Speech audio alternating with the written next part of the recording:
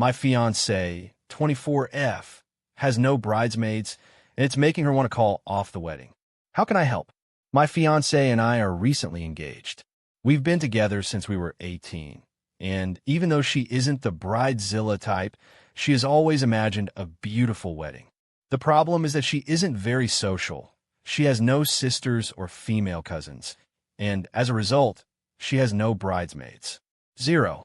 I, on the other hand, have a solid group of guys who are already planning my bachelor party. She won't have a bridal shower, nor anyone to go dress shopping with, and it's really bringing her down.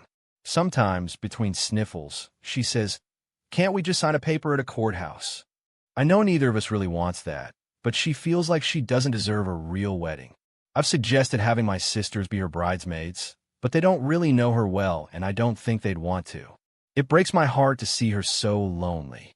She feels like she isn't enough, like she doesn't fit in, and it's tearing me apart. Update. A miracle happened. I didn't expect to update this fast, nor did I expect to update at all unless something miraculous happened. And it did.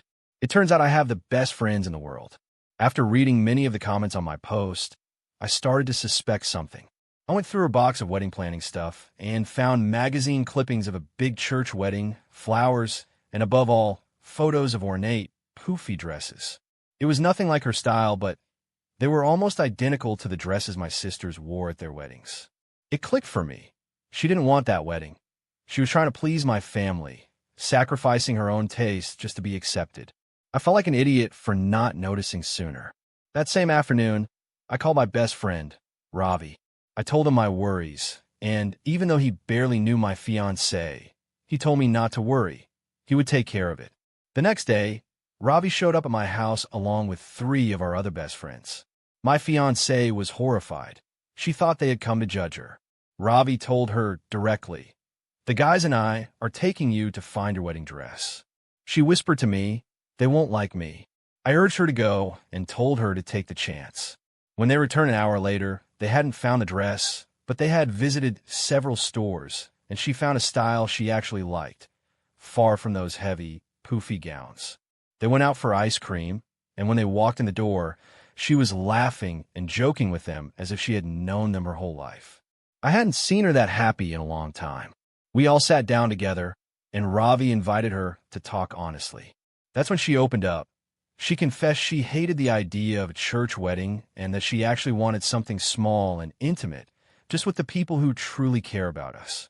My friends, instead of making fun of her, embraced her. Andrew, who is an incredible guitarist, asked her what her favorite song was so he could put together a special arrangement. She, who usually dodges those kinds of questions, blushed and confessed Panama by Van Halen. It was a clear sign that she was finally starting to trust us. I told her I would call my family to cancel the church wedding. If they get upset, I couldn't care less. I don't need to please anyone else anymore. I have my brothers and my beautiful future bride. That is all the family I need. Everything is changing. She is beginning to understand that people really want to know her and that she deserves to be loved.